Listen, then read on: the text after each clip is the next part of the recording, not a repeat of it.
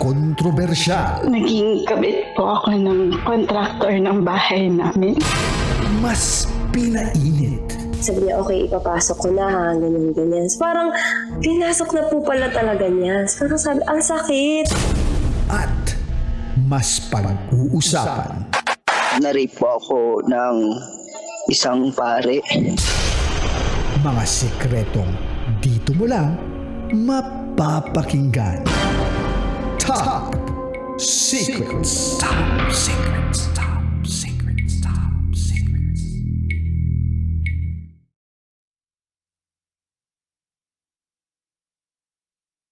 Good evening Luzon, Visayas, Mindanao, Metro at Mega Manila.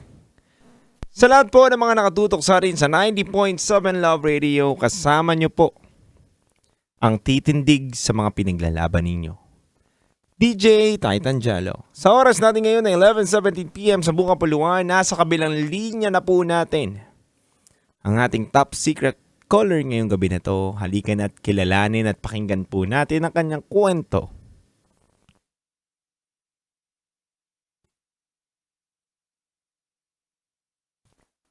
Good evening.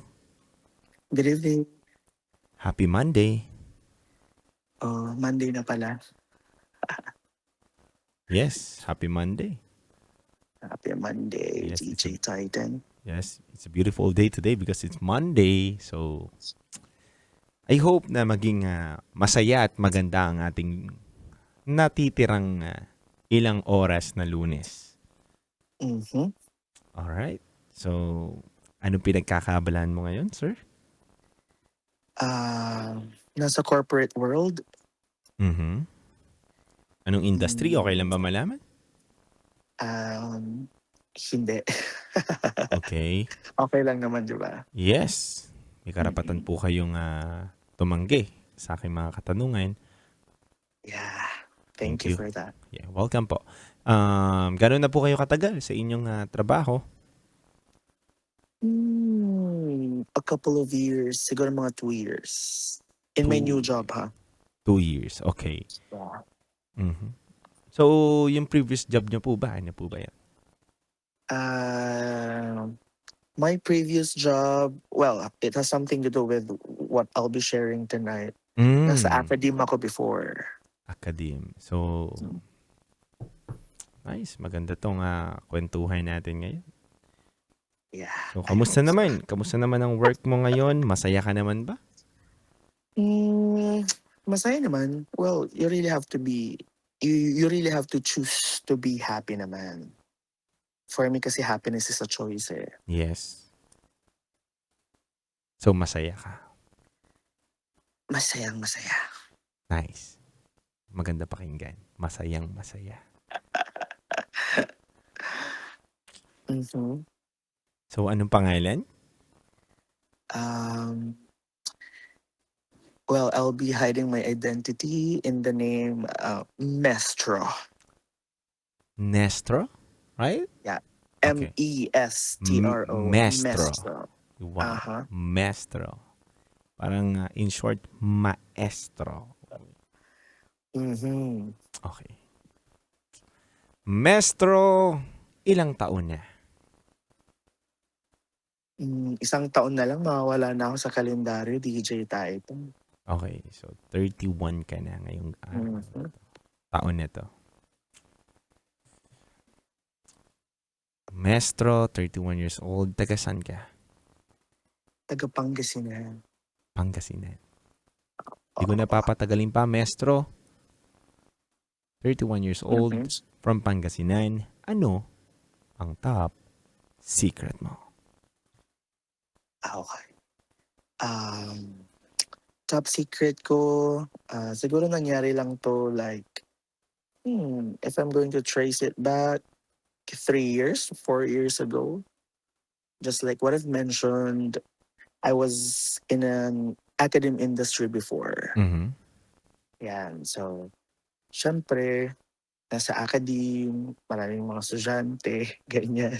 Mm-hmm. Tapos, ano ba? Wait lang. Kinakabahan ako eh. First time ko to.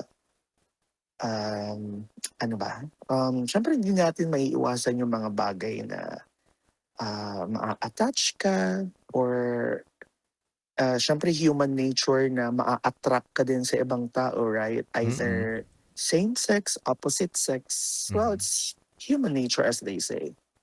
So, pinagdaanan natin yun. Hanggang sa, ano ba, na-attract tayo sa isang former student. Pero hanggang doon lang naman yun. Yung, nung time na yun, hanggang doon lang naman. Syempre, hindi Wala pa pong pwede. nagtatanong sa inyo. Wag na muna po kayo mag-explain, ha? Ba't ako nag-explain?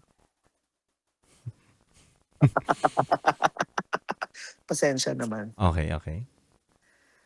Yun. Pero hanggang doon lang naman, hindi na siya nasundan ng, walang nangyari or anything hanggang sa na-curious tayo at that age, 3 years or 4 years ago, na gumamit ng isang, ano ba, isang application Mhm. na may dilaw na larawan. Mhm. So na-curious tayo, gumamit tayo no. Tapos, Bilang nasa academe industry pa ako that time. Tapos syempre 'di ba ano lang 'yun, ano ba, mga nearby 'yun, tama? yes.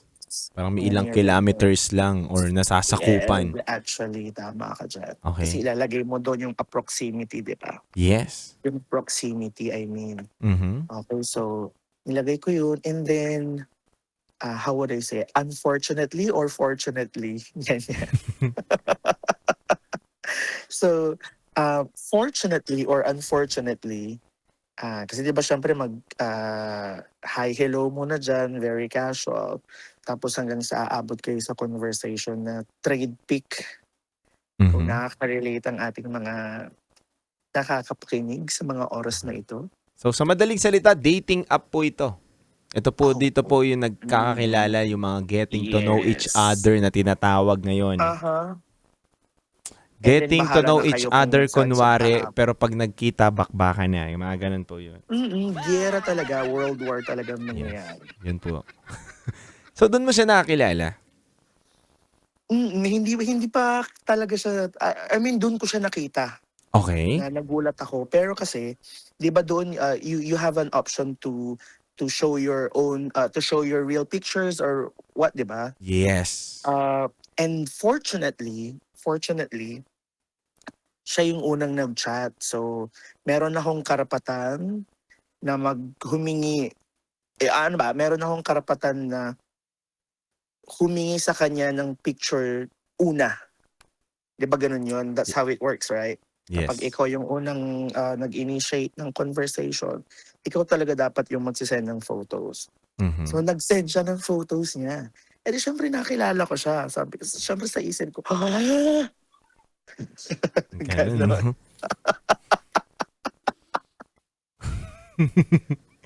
Nagulat Sabi ko, ka. what?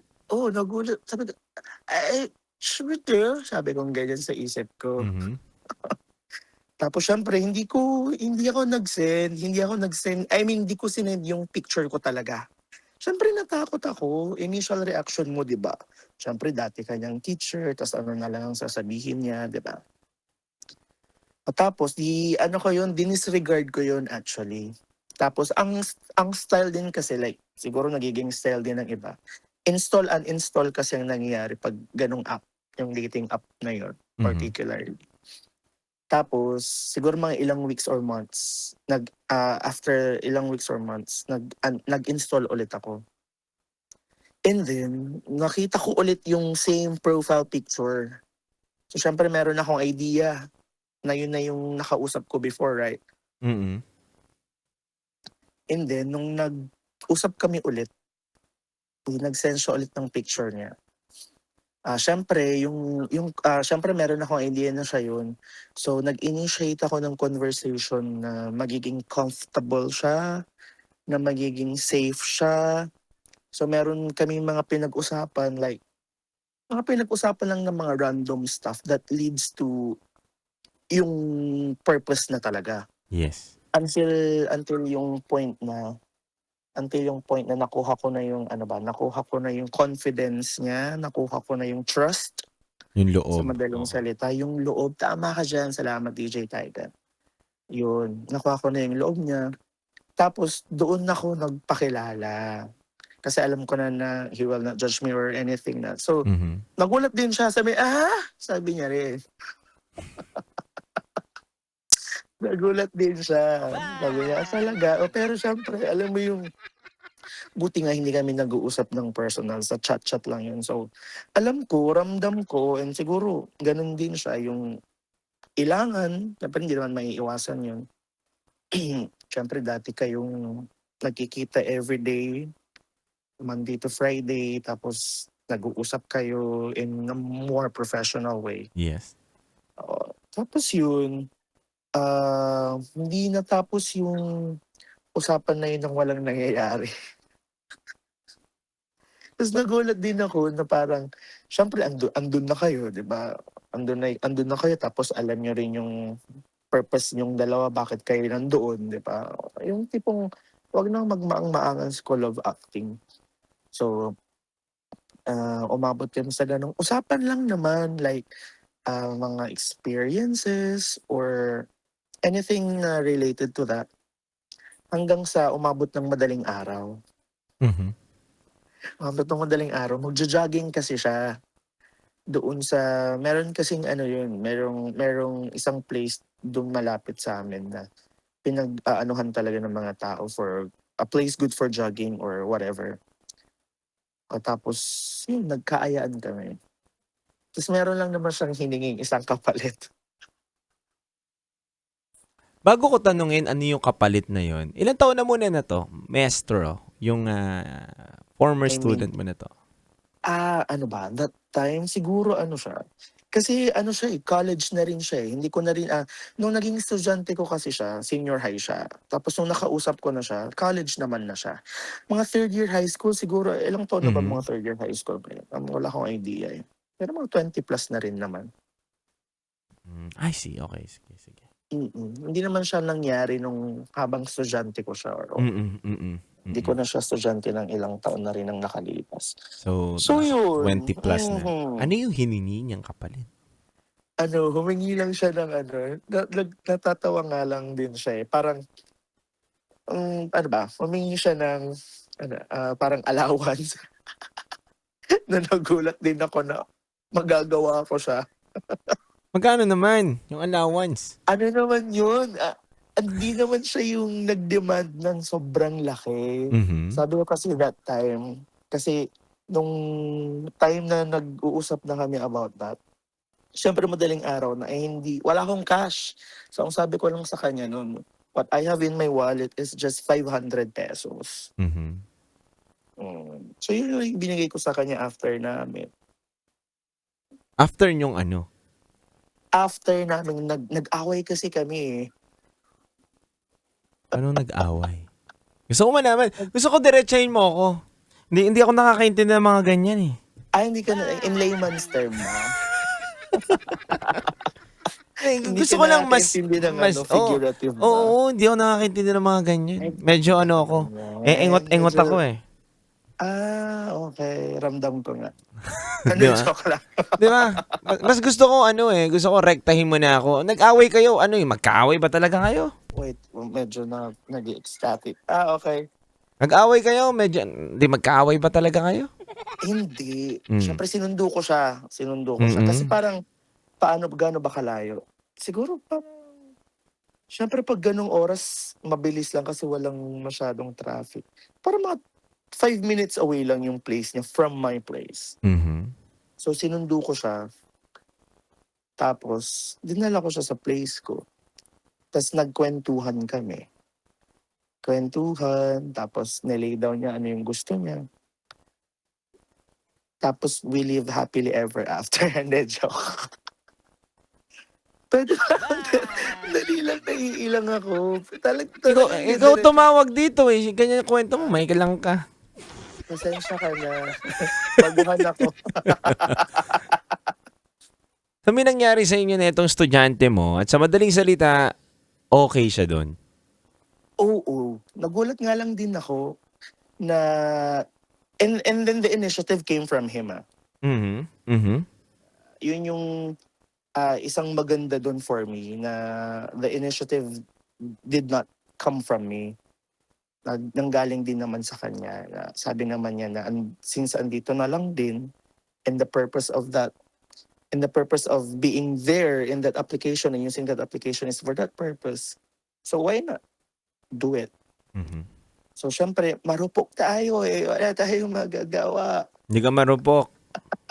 Ano ba? Mahilig ka lang. Hindi ba? So sabi ko, sumagot ako sa kanya, sabi ko, sige. So sinundo ko siya. Mhm. Sinundo ko siya, tapos dinala ko siya sa place. Tapos yun,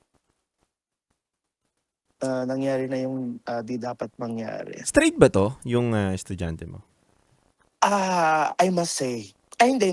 Hindi siya, ano ba, hindi kasi siya yung hindi mo, pag makikita mo siya ng personal, hindi mo siya makikitaan ng bahid. Pero straight siya. Lalaki hindi? siya, siguro, hindi ko alam. Hindi ko Ay, na rin naman ganun? kasi tinanong. I mean, yeah, seriously, hindi ko naman kasi siya ganun ka-close. Hindi yung closest naman, hindi ganun. Hindi abot doon. Pero kapag nakakausap mo siya, nakikita mo siya, hindi siya yung malambot or what. So, wala kayong naging conversation na bi ka ba, straight ka ba, or part ka ba na? Wala. I never asked that. Hindi ko siya tinanong tungkol doon. Okay. Thank you. Gusto ko malaman, teacher ka dati, tapos ibang industry na yung pinasok mo ngayon. Isa bang dahilan yung ganun na pangyayari kaya ka nag-iba ng career mo? Hindi naman. Wala Hindi naman. naman yung main purpose. Siguro lang, napagod lang ako sa ganung klaseng trabaho. Mhm. So, ilang beses to nangyari? Yung, Minsan lang namang nangyari. paano Kasi minsan after lang? that, hindi totoo. Paano nga minsan? Ilang beses to nangyari? Minsan lang. Oo, yung sa aming dalawa, Oo nga. Mali ka lang sa... lang. Inawi mo yung sagot mo. Minsan lang. Yung sa aming dalawa, isa lang. Okay. Isang beses. Once lang naman. Wala Hindi na yung na pangyayaring iba. Kasi binlock na niya ako. Bakit daw? Bakit? Tingin mo ba't ka binlock? Siguro nangihiya siya, or siguro natatakot din siya na baka syempre yung mga normal na pangyayari na baka i-blackmail ko siya, or siguro gano'n, yun na yung naisip ko, Mhm. na nahihiya siya, baka makita niya ako. Parang syempre, parang once lang talaga, once and for all, sige na, parang ganyan. Mhm. Simula niyo, hindi mo na siya nakausap. Oo, hindi na. Pero nakikita ko siya dun sa jogging place. Mhm. Tapos hindi naman na kami nagpapansinan. Very casual lang. Alam mo yun, yung syempre hindi ka kiss and tell, parang gano'n. Ganun. So, ba't mo na ibahagi itong kwento na to? Anong gusto mong mangyari? Ngayon, maestro. Kasi, the main reason was, yun nga yung napanood ko yung sa isang application, sa isang social media platform, Mhm. na may mga ganito pala. Mhm. Tapos sabi ko, tapos meron akong mga napapanood kasi ng mga segments ninyo na yung mga ganito rin yung usapin. Mhm. Kaya sabi ko, meron din akong isang top secret na gusto ko lang din i-share, na hindi ko kasi siya nasi-share sa mga kaibigan ko. As in, wala akong pinag-sharean doon sa nangyari na yun. Totoo? Yeah, hindi kasi ako kiss and tell ba. Kahit na friends mo. Mga bagay naman talaga dapat na it's not worth sharing. Yes. Tama. There are things that are meant to be kept. Such as this. Pero thank you, maestro, dahil binahagi mo sa amin ngayong gabi na to. Malakas ka sa akin eh. Ano ka ba? Gusto mo pa ba? Hindi, joke. Ilang estudyante ang mga nabiktima mo, maestro? Uy, isa lang. Isa pa lang? Ano ba? Isa lang. Isa lang. Oo. Hindi ko naman kasi siya gawain naman, uy. Oo. Ano lang, nangyari lang naman talaga yun. Hindi siya Paminsan-minsan yung, lang. oo, hindi siya hobby, lilinawin ko lang, hindi siya hobby, hindi siya Hindi siya hobby, normal once na lang siya. ginagawa ko. Ha? Hindi siya hobby, once lang, ganyan. Oo, Needs. once lang, hindi siya yung ano. Mhm. Ay. Okay naman yung mga nangyari sa inyo. Okay naman, medyo maingay lang siya. Eh kasi meron kaming at meron pa naman nangyari madaling araw. Hindi ko in-expect na maingay siya. So, sa worth Okay. 500 pesos, Mura nakuha na mo yun ang bat. Oh, mura na yun Yung inflation 'Di ba sa mga bilihin ngayon? O, to Kaya, magtataas. Yun pa kaya, di ba? oo, pang Noche Buena lang yun, 500. Wala, kulang Imagine. yun. Kulang yun. Oo, may sukli pa siya nun. Grabe. 500 pesos. Di ka man lang nag-withdraw. Sana binigyan mo siya ng at least 1.5, di ba? Hindi, kasi alam mo yung hindi mo kasi siya gawain eh. Hindi mo siya gawain, kaya wala akong idea na, hindi ko ma-explain. Mhm. Pero may pera naman ako, grabe naman kayo. Yun kasi, yun Masyado kasi ka bang yun. defensive, maestro?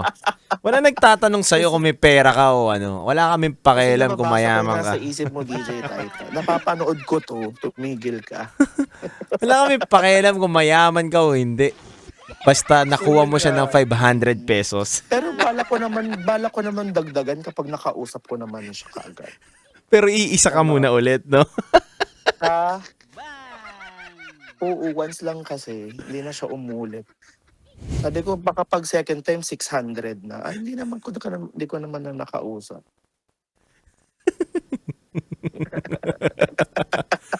Pero okay na yun, 500. Dati 150 lang, di ba? Ay, mabot ka doon. 500 na ngayon. Matagal na yung 150. Ganon. Pang merienda nga lang dati. Ganon O pwede soft na. drinks lang, gano'n. Tsaka Hansel. Alam mo, maestro, mukhang matagal ka na. Uy, hindi. Napapanood ko lang. Siyempre, ginagamit sa mga movies yan. Ano ka ba? Now I know kung ba't hindi umulit. Ano? Nasa presyo din kasi yun. Sabi, ang liit naman nito. Sabi. Yung rate mo, pang 20, ano pa yan? Mga 2005 pa yata yan eh. 2005. Ay, talaga ba? 2006 yata yan eh. Ganun Pahingi eh. nga ako ng ano ngayon, yung rate ngayon. Ngayon, Kasi- rate ngayon siguro. Ayan, may mga nagsasabi dito, ang rate na daw. Ano, sabi ko. Nababasa mo ba? Nababasa mo? Oh. Sabi dito na iba, 2006 daw. bigla. Provincial rate daw yung ginawa mo. Pasensya na kayo. Hindi kasi ginamit niya yung student discount niya. Walang ganun. Wala ba? Gumamit Wala ka akong ng idea. discount ng mga teacher. Ganun. Okay. Sige. Alam mo, magkano na daw ngayon? Mhm. So, malaman, magkano na? Sige, go. 2,500 na daw ngayon. May 3,500 pa nga daw. May 3,500 pa. Laki-laki na rin O, depende daw yun sa itsura eh. Oo, may binabagayan din yan. Oo Maarte naman. yung iba. Oo. Depende rin sa amoy. Ganun. May face value din yan, tinatawag. Oo naman. 2,500 daw yung mukhang pogi, pero maasim daw, ganun. Okay. Pakapresyohan nga si DJ Type. Ako. Presyo mo ako. Sige nga, presyohan mo mga- nga ako kung magkano ako. Mga 2.7, ganyan. 2,700. Times 100 ko pa yung 2,700 mo. Gusto mo? Balik ko sa'yo na 100 beses.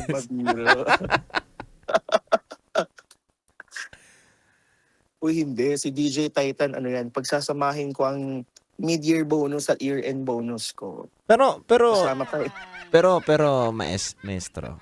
Mhm. Gusto ko lang din i-heads up ang lahat ng mga nakikinig sa atin ngayon na kabataan, magulang, nanay, tatay, kapwa mo guro na Unang-una ang 90.7 Love Radio, hindi tayo nagto-tolerate ng ganitong kwentuhan.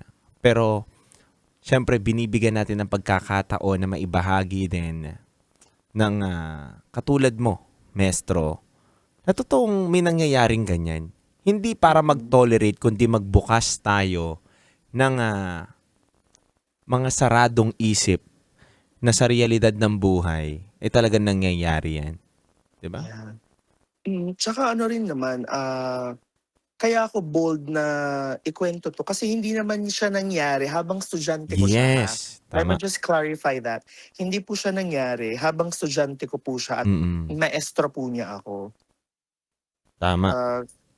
Alam ko rin naman yung mga ano. Huwag naman kayo nang dyan. Yes. Diba? Kumbaga, yun lang nga, hindi natin napigilan yung pagkakataon talaga, di ba, maestro, na pinagtagpo kayong ng iyong estudyante. Yeah. Nang wala na kayo Former. parehas, yes, former student, di ba?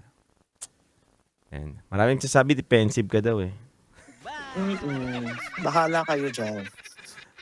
May gusto ka bang sabihin, maestro, ngayong araw na to? Ano po yun? May gusto ka bang sabihin ngayong araw na to? Ano ba?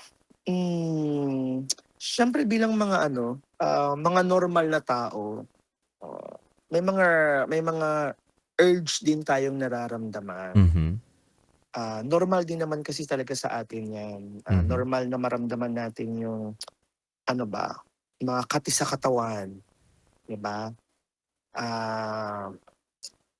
Ihanap lang natin ng pagkakataon. At ilugar din natin siya. Yung sa akin nasa lugar rin kasi hindi ko na siya estudyante. I believe. Walang kwenta, di ba? Gusto ka pa sabihin? Wala naman na po, DJ Taita. Actually, handa kami naman, kahit anong kwento dito pinapakinggan namin. And, ito yung kwento mo. Wala man tayo kapulutan na aral dito. Alam ko.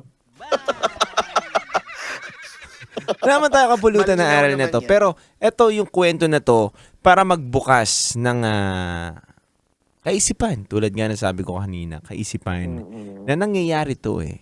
And then, hindi tayo dapat bulag-bulagin o magtanga-tangahan na, uy, may ganun pala pangyayari na kwento sa radyo. Sama naman ng radyo. Nag-entertain na sila ng ganun. Oo. Actually, yan yung that was my first impression nung napanood ko yung mga short videos. Meron na palang mga ganito. Sabi ko ganyan. May mga ganito na palang outlet na pwedeng Pero 'di ba, may mga tao talaga kasing hindi nila masabi sa iba. At gagaan lang yung pakiramdam nila at masasayahan lang din sila kapag nasabi na nila nang hindi sila. And it's valid. Yeah, we're not invalidating those people naman na hindi nila sinishare. It's valid po. Normal po 'yun. Hindi niyo po 'yan. It doesn't make you less as a person po if you're not going to share it to other people.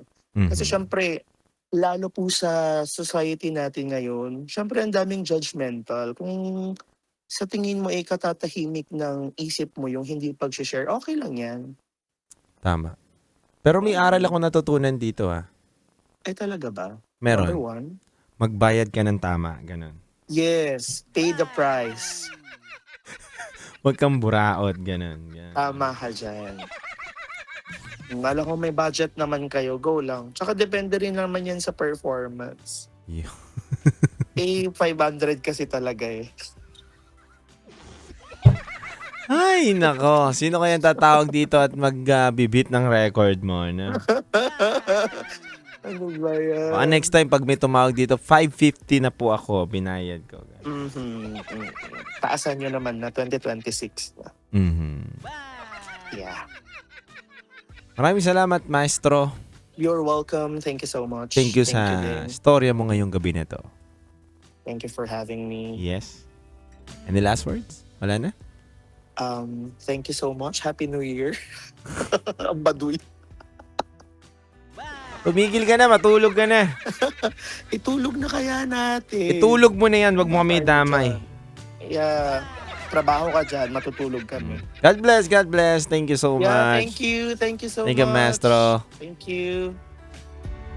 Mga kabisyo, pakinggan po natin ang top secret caller natin ngayon na gusto lang magbahagi ng kanyang kwento.